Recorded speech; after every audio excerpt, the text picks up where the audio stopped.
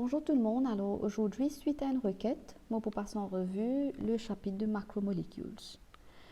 Vu que c'est un chapitre avec beaucoup de détails, de théories, moi pour faire juste un petit brief overview du chapitre et moi pour mettre l'emphase plutôt aux bonnes questions d'examen qui se retrouvent plutôt dans le papier 1 et papier 2. Ici, moi peux utiliser un concept map de ce livre de chimie pour me faire justement un résumé de ce subtopic de macromolecules là. Tout d'abord, dans ces livres, je n'ai pas servi le mot macromolecules, je servi le mot polymeuse. C'est la même chose, parce que ban polymeuse, en réalité, c'est ban macromolecules. Alors, ça veut dire quoi polymeuse, ça veut dire quoi macromolecules? C'est tout simplement ban large molecules which have been built up from small one. Le small one s'appelle monome. Le mot est là. Donc, polymère, poly veut dire beaucoup, monome, mono veut dire un seul. Alors ici, it is a molecules made up of many smaller one, tandis que le monome, ça veut dire the small molecules which combine together to form polymers. Comment ban polymers former? Il y a two process. Tout d'abord, the formation of polymer. Le nom du process, c'est polymerization. Nous, il y a deux types de polymerization. Soit c'est addition polymerization, soit c'est condensation polymerization. Avant de donner plus de détails sur ça des exemples de polymerization là, j'ai envie de faire un petit rappel concernant celui-là. Ban polymeuse, vous êtes capable naturel comme vous êtes capable synthétique. Ban scientifique inspire de ban natural polymeuse pour créer ban synthétique en laboratoire. Alors, exemple de ban natural polymeuse, ça veut dire ban giant molécules qui existaient dans la nature. Ce sont les protéines, les carbohydrates et les fats. Ça, c'est ban natural polymeuse. Tandis que l'exemple des synthétiques polymeuses qui a été créé au labo, nous avons polyéthine, nylon, tériline avec PVC. Donc ces produits-là ont été créés comme matière de base pour former d'autres objets. Par exemple, le plastique, c'est une synthétique polymeuse. Et nous avons différents grades de plastique, différents polymeuses qui nous servent pour faire différents types de plastique. Pour notre niveau, concernant la production, concernant les molécules, tout l'exemple qui nous prenons pour prendre pour syllabus de haut level, les concerne synthétiques polymeuses. Que ce soit ceux qui sont formés by addition ou bien condensation, ça va être toujours les synthétiques polymeuses. Alors, en bref, concernant addition polymerization, c'est quand un monomère se join together sans perdre aucun atome. Donc, il n'y a aucun atome qui peut sortir dans un monomère là pour former un waste product. Comment ça se passe en gros? C'est une breaking of double bonds to form only single bonds. Et ça est arrivé avec des milliers de monomères. L'exemple qui nous vient prend, l'exemple qui est présent dans le syllabus, c'est the formation of polyéthine. Donc, poly veut dire plusieurs. Ce monomère en question pour sa macromolécule, là, c'est éthine. Alors, le monomère, c'est éthine. Le polymère, c'est polyéthine. Donc, qu'est-ce qui s'est passé? Nous avons des milliers de éthines qui se joignent ensemble. Éthine, c'est un alkène, ce qui veut dire qu'il y a un double bond. Chaque double bond pour casser pour une single bond.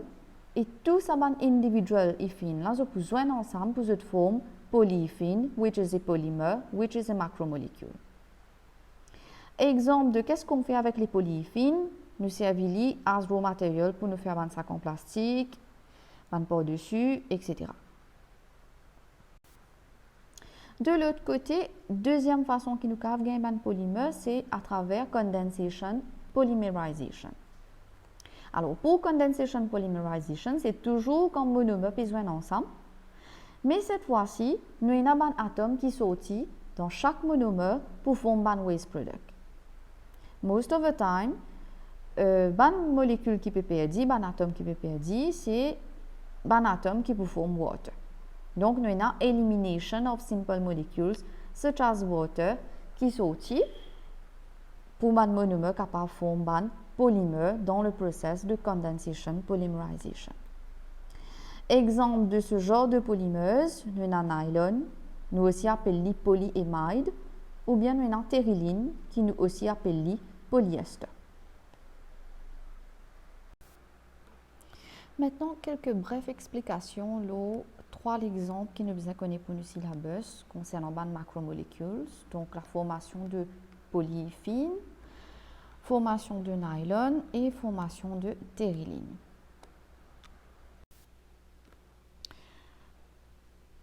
Concernant polyéphine, c'est une macromolécule qui est made up par le process de addition polymerization. Pour nous former le polymère polyéphine, nous besoin d'un monomère de éphine. Comment vous pouvez trouver ici? Under ban conditions spécifiques, température, pression, etc. Ça ban monomère là, the double bond qui est au milieu tout carbone atome, les pour broken down, et les pour former ban single bonds. Les pointillés ici veut dire les thousands and thousands of other monomers, pour qu'on mette tout, qui pour joindre ensemble pour former polymère polyéphine. Ça des bâtons des côtés qui ne reste vide là veut dire qu'il y a encore ban carbone et hydrogène des deux côtés pour nous gagner molecule of polyéphine ou bien pour nous gagner le macromolécule de polyéphine. Alors ici, qui va me montrer cette picture là, c'est parce que souvent dans ma question de macromolécules, je peux trouver dans ce papier d'examen qui dit pour cause un repeat unit. Alors un repeat unit, un exemple d'un repeat unit concernant le polyéphine, c'est la partie en jaune. Repeat unit veut dire le monome. Le monome qui nous joignent ensemble pour former le polymère. Donc, comment nous avec un repeat unit, nous mettons les molécules, la molécule du monome, nous laissons des bâtons des côtés pour nous montrer qu'il voilà justement les links encore une fois avec plusieurs d'autres atomes. Nous mettons un square bracket et nous mettons un petit n en bas. Petit n représente le number of monomers qui peuvent joindre ensemble pour former le polyéphine. Alors, concernant le polyéphine, it is made up of only one type of polymer. Mais concernant nylon et tériline, which is made up by condensation polymerization, pour eux, they are made up of 2 types of monomers, contrairement à notre polyéphine. Concernant nylon, au lieu de dire nylon, une fois nous avons servi le mot polyamide. C'est la même chose. Alors, comme on disait, les macromolécules qui formées par condensation polymerization, pour nos niveaux, nous besoin qu'on dise ça de l'exemple. Détail aussi ça des catégories de macromolécules là. Pour tous les deux, they are formed by 2 types of monomers. Concernant nylon, it is made up of un monomère qui nous appelle un dicarboxylic acid avec un autre monomère qui nous appelle un diamine. Alors, carboxylic acid, ça c'est un chapitre qu'ils vont faire. Pourquoi di? C'est parce que c'est une molécule qui est dans des COOH group. Tandis que amine, c'est pas quelque chose qui va go through, mais malgré ça, c'est pas grave. Donc, un diamine, c'est une molécule qui contient des groupes de NH2 des deux côtés.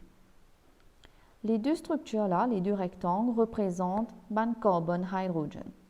Pour nos niveaux, nous pas bien connaître combien de carbone-hydrogène bonds présents dans le dicarboxylic acid et combien de carbone-hydrogène bonds qui présents dans le diamine. Donc, pour les examens, je représente service rectangle, pareil, il n'y a pas de souci.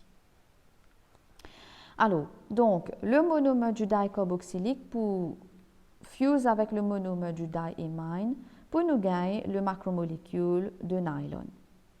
Dans cet exemple-là, dans ce dessin-là, the whole structure of nylon, parce que comme on disait, it is made up of thousands and thousands, millions, bien dire, de différents atomes. Alors, les points de dessin, c'est complexe pour représenter. Ici, sa partie qui est servie pour représenter nylon là, c'est le repeat unit.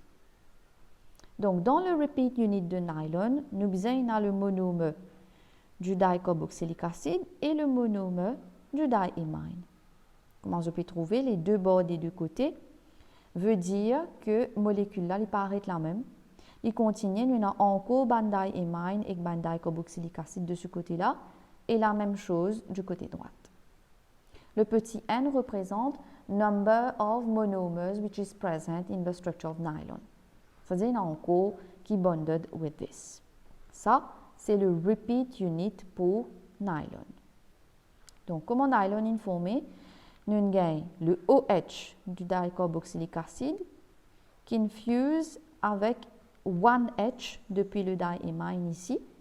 Et c'est ça qui m'a expliqué au début, qui dans condensation, on a removal of some atoms. Donc, OHH veut dire que vous fuse ensemble pour former H2O.